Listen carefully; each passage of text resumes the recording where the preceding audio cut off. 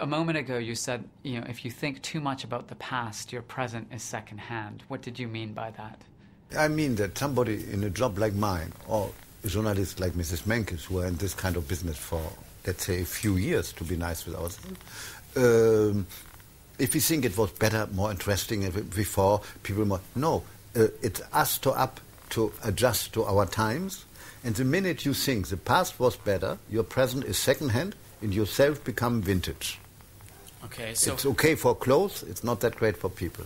So can you give us some examples of how you stay connected to the present? There are not so many different ways to stay connected. You have to be interested in what's going on. You have to read the newspapers. Mm-hmm. I like papers better than than screens for that. Yeah. You have to be informed. You must never think that you saw it all. You have always the eyes open. You have to be like a roof with lots of antennas, get all the images, and you don't say, I don't like this because it was better before, this is not chic, this is not elegant. Every period has the taste it deserves. Vulgar, not vulgar, we don't know. It's not up to us to be the judge of times. We have to find our place in a period, and no times have adjusted to us. Up to us to find a decent expression in our job, what is going on, and to have our niche, our voice there. We can try to make as good as we can, even if there are things in the world we don't like in terms of taste and evolution, as we're talking about luxury. But it's very dangerous to think you know it all and the others are wrong. Nobody is wrong, nobody is right. So in this particular moment that we're living in now, whether it's vulgar or not, what do you find inspiring today personally? Perhaps even what you can call the vulgarity. There's so much going on that it's very dangerous also to analyze, because if I do that, I become a marketing person, and I'm very much against that. In French, people could say, what does it marketing? Is it the English word for going to the market? No.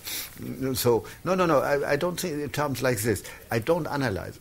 I work with my instinct.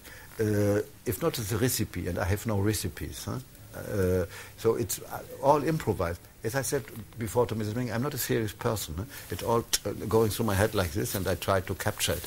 But I certainly don't ask myself questions. If I would be pretentious, I would say I try to give answers. I see.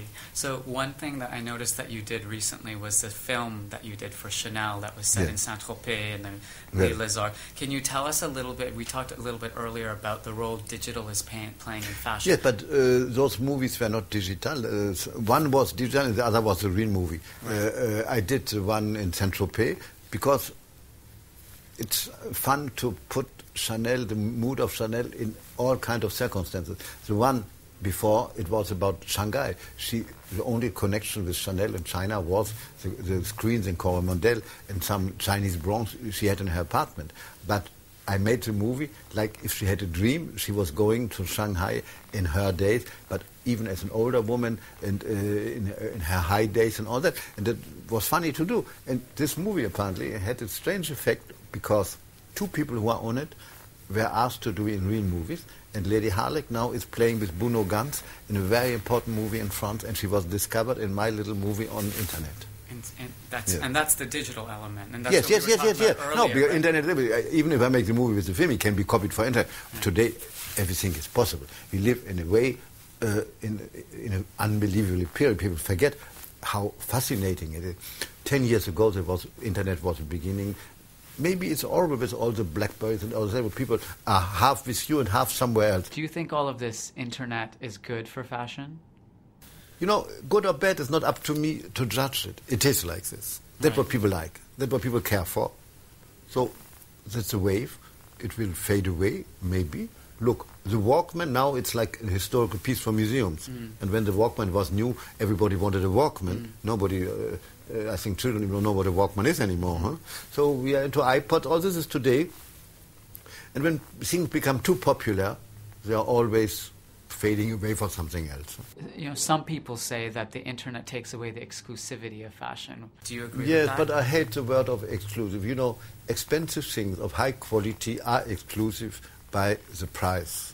So the copies, it's not good to make copies perhaps, but if you touch them, if you are used to luxury, if you are used to buy couture or even expensive ready-to-wear, all this is unnecessary to say, because the quality makes it that luxury is luxury and copies are not luxuries. So it's completely different. But you know, also the word of luxury it's a word what was a little overused, because to buy expensive handbag, to buy things expensive called luxury is one thing, but even people, and tons of people who buy that, don't have a life what you can call a life of luxury, what means private jets and all that. That's, in fact, the real luxury is limited to very, very few people. People can dream with a Chanel bag that they live in luxury, but luxury, in fact, is something else.